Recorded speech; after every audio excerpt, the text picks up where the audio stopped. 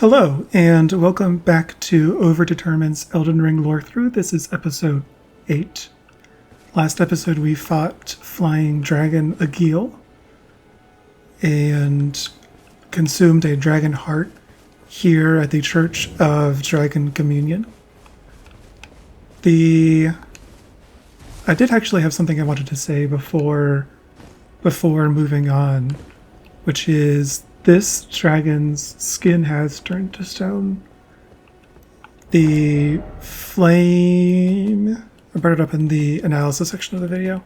The Flame Drake Talisman notes that the ancient dragons would protect their lord as a wall of living rock, which I mentioned Agil is not. There's nothing rock-like about Agil's design. But that does intimate that this dragon is in fact an ancient dragon here, whose physiology I think is also mildly different to Agil's, which is interesting. But that's the only sort of thing I wanted to say about Flying Dragon Agil. I also mentioned there was an area I wanted to do a little hop to. I'm going to cut to me being there, and we'll see if that's anything. I didn't think this guy responds. I was almost positive this guy didn't respond. That's interesting. I wonder if he drops if he has any drops. Oh.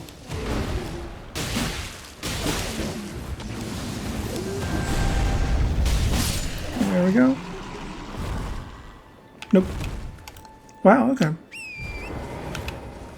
So it was here. There's a crab there, and then that's right. This area right here, I believe you can access it via horse. Oh.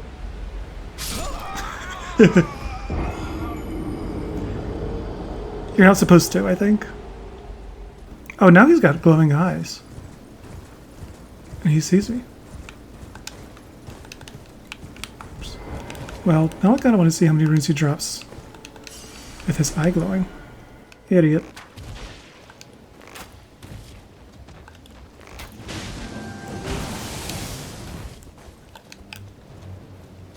I don't know if I've said this out loud, but enemies with glowing eyes do more damage? No, maybe just have more health and also drop more runes.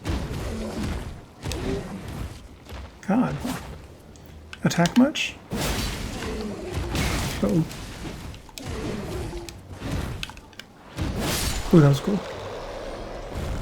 This time he dropped 1,500 runes, which is a good amount. And there's an item here. A lump of flesh, which could be interesting to read. I'm gonna cut to when I've killed this crab. There we go. A little bit of glitch there. Oh, no, just grab eggs.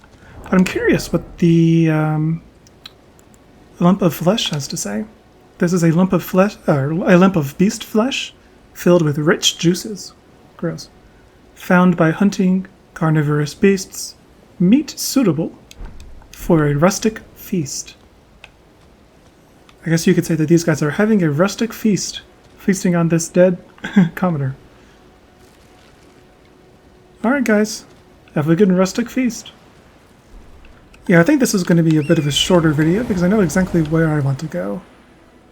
And there's not a ton to explore between here and there. I'm just looking at my map here to be sure that that's an accurate statement that I've made.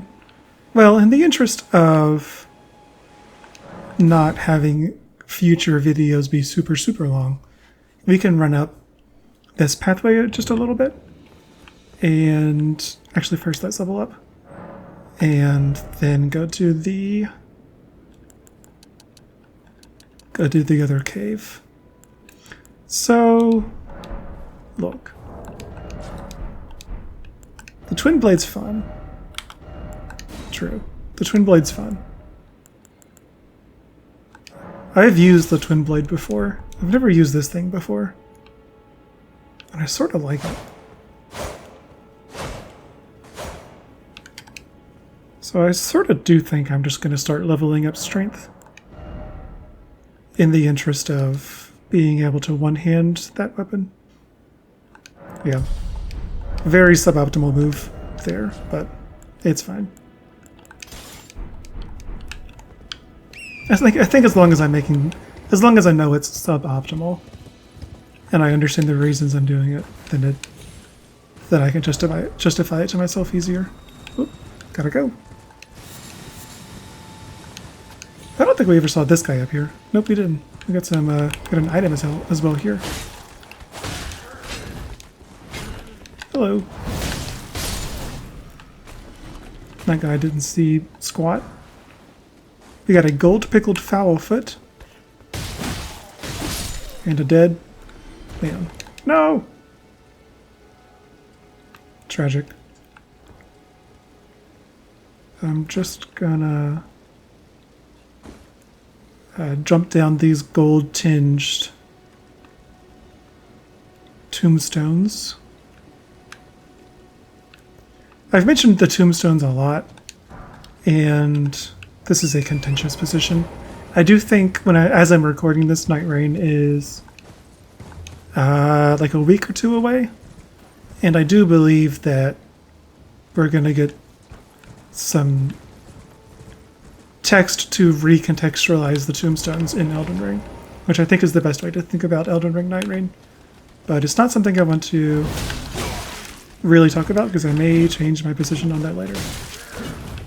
It's not like quote-unquote canon to the game, right? But it's like an alternate timeline, right? And so we can learn something about how the world works, the logics of the world, because those don't change, they kind of don't change. But as far as the actual story of the thing, best to just ignore whatever happens in Night Rain, I guess. Did I lose that guy? Nope. Yes. Impossible to say. Anything interesting over here? The beetle just vanished. Ooh, that's pretty. You can see a forlorn church way out there in the distance.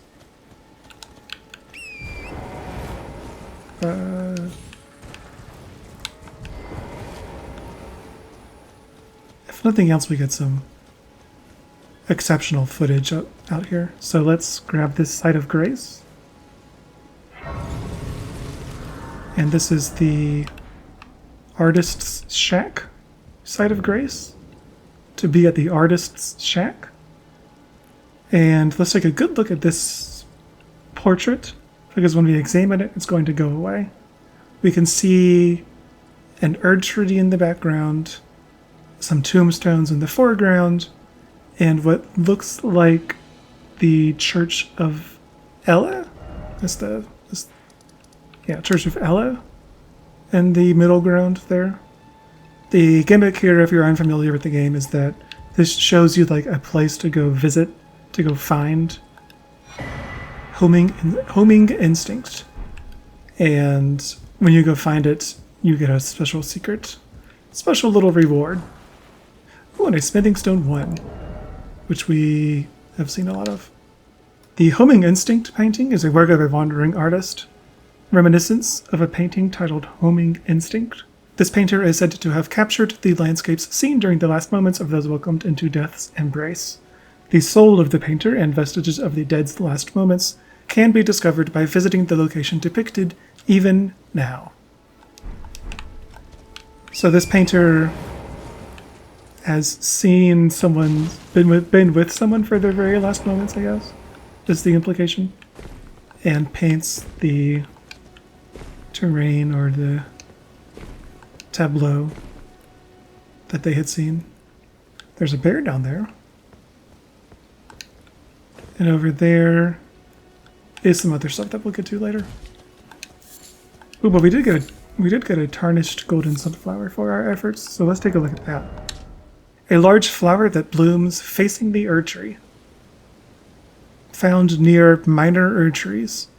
Though wilted and faded, it still retains holy essence. Very noticeably not near a minor Erdtree here. Sort of don't know what to do with that. But I guess for the sake of the video, let's go try and find... Look at that forest. Let's go try and find this painting. I'll cut here if it's actually impossible for us to find.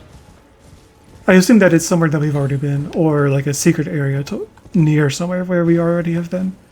We've got these stone arches here. Oh, I wonder if it's right there. Can I get there? I don't think so. Ooh, over there, maybe? So we gotta have... Oh, okay, no. Okay, so the church and the painting's that one. So we have to position ourselves over this way. I think we are not down below there. I think we are up here. This looks very... Oh, and yep. I noticed because of the things here. Truly did not even see the last moments of his life, but here we can see the same tableau.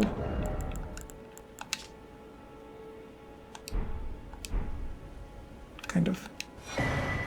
But we got an incantation scarab, which is a golden scarab worn directly on the head. These scarabs roll clumps of incantations during their labors. Slightly reduces the FP costs of incantations, but increases damage taken. As a scarab approaches death, it abandons its rolled treasure and stretches its wings wide for the long journey to its home nest. It seems like the scarabs have figured out death in this world, and no one else has. I assume it doesn't look good.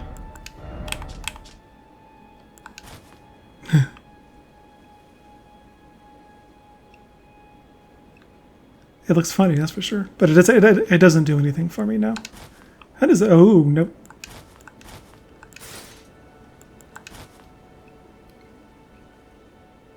Yeah, no. We're sticking with this. And my luscious blonde locks. Okay. Well, let's go do the point of the episode, as it were. Making sure there's nothing over there for us to go look at. We're going to make our way over to this tunnel / cave over here. You can go underneath here, I believe, and there is... Go away. There is something. There's a crab. Anything else? Ooh, some Trina lilies. I didn't get all of them, but that's fine. We may one day use those. Impossible to say. But if you follow this tree stump over here, there is a cave.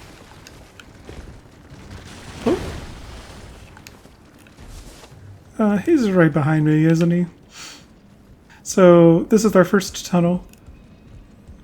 You can either press this down to go down, or you can parkour. Oh, do we have... I haven't even picked up a lantern yet, have I? Nope, okay. So we got the torch, though, and that's nice. Particularly for YouTube, which doesn't do well at highlighting or rendering dark spaces. And we got a golden rune 4, which is grace that dwells within the habit. We know that. This is the same as golden rune 3. Do you see the Erdtree towering over? I do. Does everyone else? Kind of a weird question to ask if the answer is yes. This is...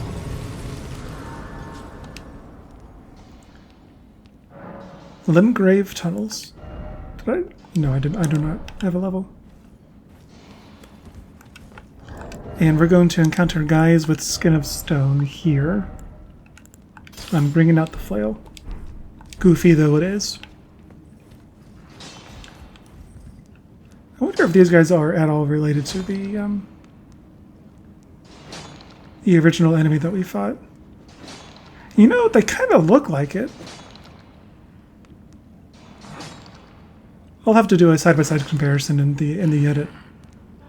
No idea what sort of ramifications that has, but that's an interesting fact nonetheless.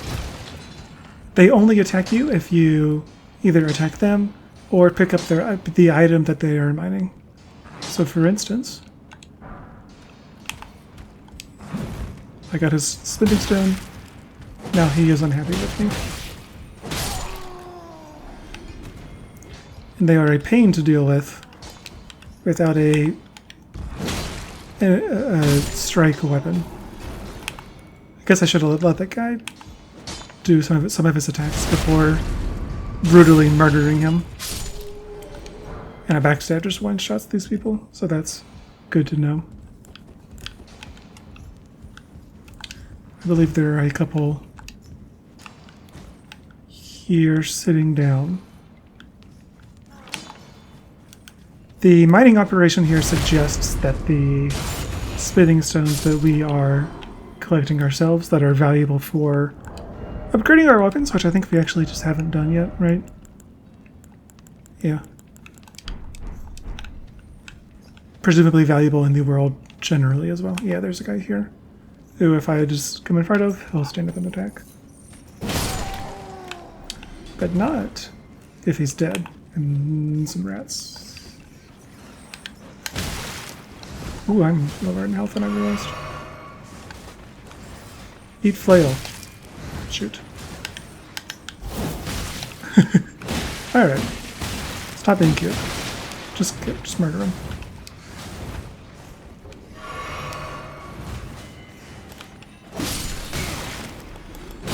There we go. Much more dangerous than the miners, of course, are the rats. And this guy, after the end the analysis section of the video, I'm always wondering, is this guy alive and has just lost every living impulse he once had, or truly died? And the way that his body exists in the world, I don't know, kind of implies that he's... Does he bleed? Impossible to say. No, he does not. So maybe he's not. Maybe he is turning to stone. And maybe these miners, we've seen that living things take on properties or characteristics of the environment around them. In the... What's a good example? Like flowers, for instance. Around the herb trees, we get the golden sunflowers. Around the poison areas, we get poison bloom. Around the catacombs, we get the gray violets, etc. I wonder if that is applicable to the men mining here as well. I can't remember. There's a trick here where you go down and you can jump off here, and that's how you get to the boss. But instead, just for the sake of completion, we're going to go down here and heal, maybe? No, we're fine. Ah, yes. Dogs. I think it's just the one, so we're fine. And we got a large glintstone scrap. 5 of them, in fact. Which we'll have to think about later. Somehow that worked. For the first time in a long time. There we go. And there's a guy here as well. I believe still mining. Yep. Putting little stones in his little bag. Oops.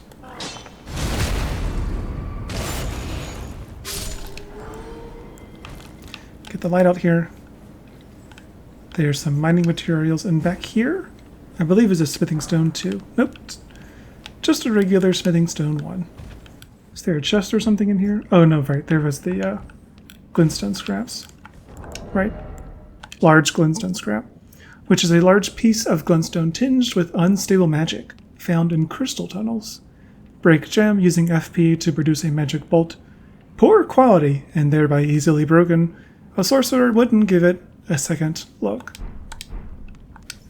But a sorcerer, or I suppose a commoner did, and made his way here for some unknowable reason. From the crystal tunnels that we'll encounter later in the game. I can't remember. Is it this one that you jumped? Yes. Here I go.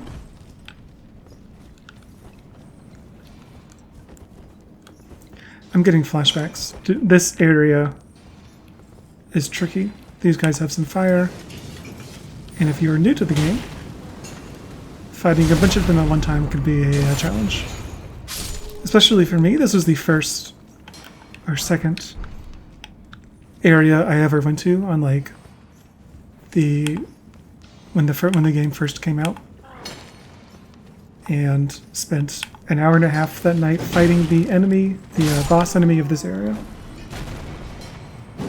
And at the time I was like, I'm probably under-leveled for this boss. I wasn't. I was just bad at the game.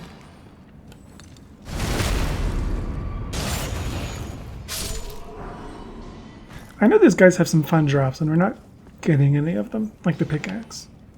Which makes me retroactively wish we had leveled Arcane instead of Strength. Ah! I spoke too soon. We got an explosive stone, which is a small stone with a smoldering core. Explodes when thrown at enemies, inflicting fire damage. Miners employed these stones as tools for rock blasting, but have long forgotten how to craft them. So there's a finite number of them left in the world. Kind of sad. But very emblematic of the type of game we are playing. I believe there's no secret, and we can just do some parkour without missing anything. There's a lamp. Another lamp. The person who set these lamps up really must have braved their... Maybe it was this guy who had a golden rune 1. Ah, and here is a somber smithing stone, which in fact we have already read. Oh, and forgot to read this, which doesn't say anything interesting as compared to the large scrap that is. Whoa! That was close.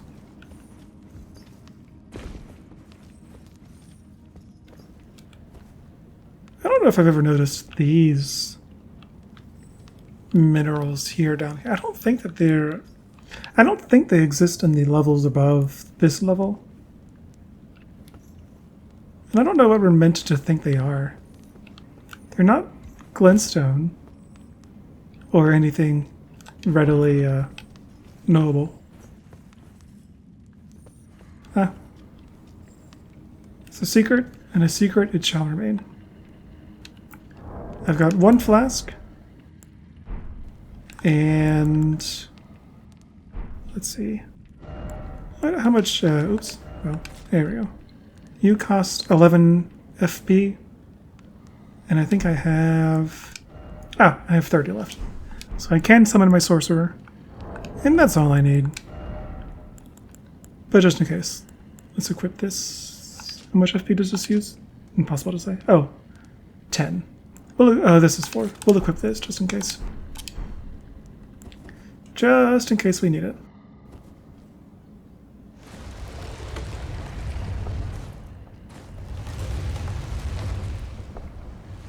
Our enemy sits patiently waiting for us.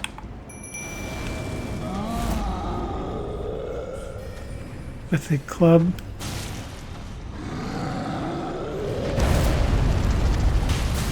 Oh, this is going to be a cakewalk.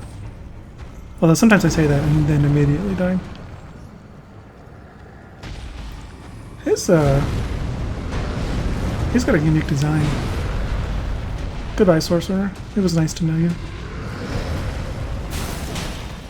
Give him a few whacks here just in case.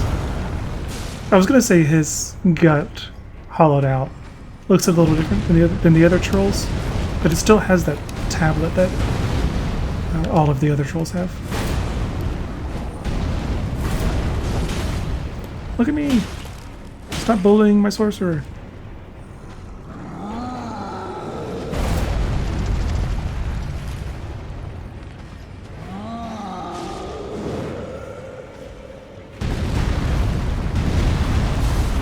This was the attack when I first was playing the game that I couldn't. Murdered me every single time.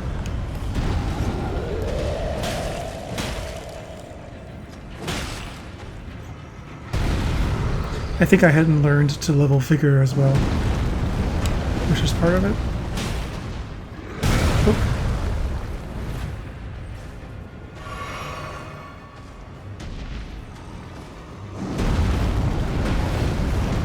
That was not a great roll. Oh, look at that little twirl he did.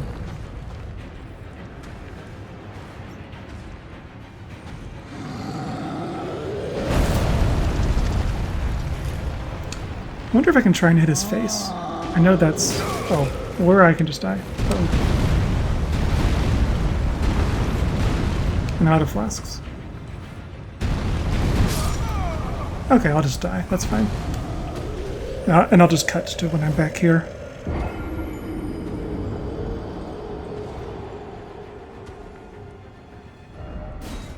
Here we are. I'm back at it again. And let me get my runes.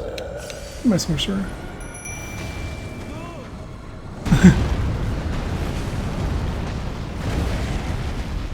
Oh, and he has a unique animation if he like runs into the wall there, which is kind of fun.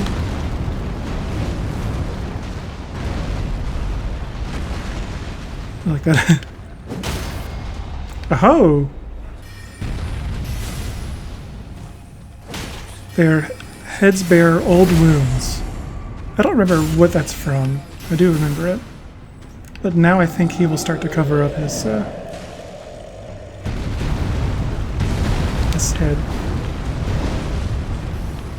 Maybe not. I wonder, can I shoot it? Ooh, I can. Nope. Oh, there we go.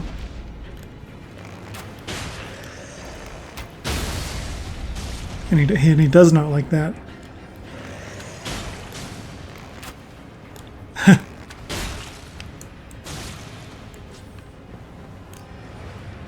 He said, "Fool me once." Can I? Uh-oh. Goodbye, noble sorcerer. Noble no more. Oh, okay, and he's dead. And we got the Roar Medallion. Let's read the Roar Medallion and then let's talk about this room. This is a bronze medallion depicting a roaring giant. Enhances roars and breath attacks. In ancient times, the giants were mortal enemies of the Erd Tree. Their bellowing roars desolated nature, triggered avalanches, and whipped up storms of flame. It's a little... I think a similar lore exists in the Souls universe, particularly Dark Souls 2. Although, as I say that, I think I'm talking about stuff that I don't know or understand. This room is interesting, where we find the Stonedigger Troll, because at its center there is what looks like a natural kind of circle above, and then a different kind of stone here. Anybody have anything to say about it? Nope. That glitters with a sort of amber color. And as Sorcerer Selen tells us, glintstone is the amber of the cosmos. Golden amber contains the remnants of ancient life and houses its vitality. This, I would say, pretty clearly is golden amber. Particularly if you zoom in, see these specks of gold in the glowing amber as well. We find other stones like this later in the game, and I'm just going to note here down. I'm going to note down here to talk about this when we do. But I believe that's it for us here. For me here. me overdetermined, and I'm curious what I've come up with interesting to say about the Stonedigger Troll. Deep in a cavern that it is too large to ever escape from, trapped behind a wall no one would ever think to open, resides the Stonedigger Troll. It is prisoner to a ruling order that has forgotten about it. In isolation, it has fallen to madness. As eternity cycles on, this creature has nothing, its one purpose seemingly fulfilled. It is gaunt, hollow, and like so many creatures in Elden Ring, is being overtaken by its environment. I'll mention here that this will actually be a short analysis section because we fight another Stonedigger Troll later as a boss. When we do, we pick up its weapon and learn a bit more about the Stonedigger Trolls. So, in the interest of maintaining kayfabe, I'm only going to talk about what we can currently see in front of us, and I'll leave the rest for my future self. I think there's enough meat on these narrative bones to keep it interesting. That is, at least in this specific case. I haven't decided if I'm going to make 30 more videos analyzing our tree burial watchdogs yet. So, what can we see in front of us? The Stonedigger Troll, like so many living things in Elden Ring, has become captured by its environment. Unlike the trolls that we encountered earlier, which have a normal amount of flesh, at least by Elden Ring standards, the Stonedigger Troll appears to be turning to stone itself, or maybe even already is stone itself. Its mane of hair has petrified into something like a terrible stony sun. Its stone head has cracked open, like a horrible Humpty Dumpty. And twisted into its gaping chest cavity is a tablet, found on all trolls. It is a theme that already Elden Ring is throwing at us again and again. Life without death is a horrific punishment. The tablet is, to me, the most compelling aspect of this design, but it is narratively opaque. The trolls are clearly subservient to the ruling order of the lands between. Is the tablet a method of maintaining that hierarchy? Is it magical in nature and somehow binds the trolls to some higher-up's will? Is it merely a memento of some violence inflicted on the trolls long ago that they are forced to carry around with them? Is it merely a receptacle for the giant spikes that the above-ground trolls walk around with? We learned that the trolls' heads bear old wounds, suggesting to me that there's something going on with their eyes in particular.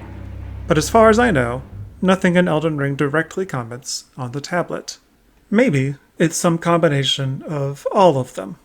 Perhaps the tablets are forced into every troll, and every troll is forced to serve as nothing more than a pack mule. The tablets, ingrained in their hollow chest, serve both practically as a receptacle for the spikes, and as a grim reminder that, under this order, the only thing trolls are good for is slavery. I've mentioned before that FromSoft tends to enslave trolls or giants in their worlds, partially because it's a way to explore themes of subjugation without having those themes map onto the real world too aggressively. Here, even the Stonedigger Troll's title betrays that it has simply one purpose, and having completed that purpose, it has nothing to do but calcify into stone. That's actually most of what I have to say about the troll for now. As mentioned, we will have a chance to explore these themes again. Next to the troll, however, is something interesting. A stone glittering with what appears to be amber. I think this stone may actually clue us into something fundamental to the world of Elden Ring. Stay with me here. Selen tells us that golden amber contains the remnants of ancient life and houses its vitality. The phrase ancient life invokes something a little eldritch to me, especially because Selen is talking in the context of the amber of the cosmos. I think it's a safe assumption that we're speaking of something alien and something very old. Next to this stone is the Stonedigger Troll, which itself appears to be turning to stone. I think it's a safe assumption that, given time, the Stonedigger Troll one day will be stone. We see other previously animate beings that were once lively and now nothing but rock. While perhaps unlikely, given the evidence that we are presented, it's not insane to think that any given rock in the Elden Ring universe wasn't previously a troll or some other living thing. So, with all that said, I think we should take Selene literally here when she says that golden amber contains the remnants of ancient life. At some other point in history, this universe again experienced life without death. Some unknowable ancient beings, somehow and for whatever reason, turned to stone, or in this case, amber. Selene tells us that golden amber houses the vitality of ancient life. Vitality is a word that appears time and again in Elden Ring to mean something like life essence, or some measurable account of what life is. When we say that the lands between is without death, one other way of saying that is that in the lands between, vitality is eternal, and vitality is powerful. Life is powerful. Vitality is a force that you could wield to your own selfish ends, if you so chose. So, an incomprehensible amount of time ago, were ancient beings, cosmic in some nature, that presumably had their own lives and everything that comes with it. You could imagine wars, power struggles, love affairs, raucous families. Eventually, though, over an eternity, they turned to amber, and that amber, somehow, showed up in the lands between. After all, it is only a cycle. Everything that happened now has happened before. And I think this stone might be proof. And, given that vitality is powerful in the literal sense of the word, I think it's a fair assumption that ancient vitality is immensely powerful. So next to this Stonedigger Troll that has lost its mind is a well of, apparently, untapped power. Now, it's easy to understand why this mine was built and this specific troll enslaved in the first place. Once this amber stone was discovered, it would make sense that whatever faction was in power at the time would want that power for itself. Of course, that was long ago. Now, the Stonedigger Troll, tragically, finds itself alone and insane, with no one for company but unknowable beings whose very presence heralds the troll's own horrible future of eternity. Now, it's a relatively popular theory that these stones are meteorites. I don't think that would contradict anything I've said here, but it does add some context to the timeline that I'm trying to establish. In my head, ancient beings in some far-off nebula fought and ate and did whatever life does for many of their own cycles. They removed death from the calculus of their universe somehow, whether purposefully or not, and eventually turned to stone as a consequence of that immortality. Then, after an unfathomable amount of time, those stones that were once living beings landed in the lands between as meteorites. After another unfathomable amount of time, the land of the lands between rose up around the meteorite and surrounded it in earth. Eventually, someone digging for smithing stones finds the meteorite, and a mining operation is set up to extract its power. The ceiling of this cave, I think, supports my hypothesis here. The ceiling and the ground together form a kind of sphere. So, perhaps what we see here is all that is left of the original meteorite, and it was once massive enough to take up this entire room. After all, we will find this type of meteorite elsewhere in the lands between. Perhaps those pieces we find later originated here. That would explain the Stonedigger Troll's presence in the cave as well. Originally, it was here to mine out huge chunks of the stone, which only a creature with the strength of a troll could do. Once its job was complete, in return for its labor, it was locked here forever, with only a lifeless vitality for comfort. It can do nothing but join the meteorite in a shared eternity of what I suppose is technically life, but without anything that makes life, life. After all, it is only a cycle.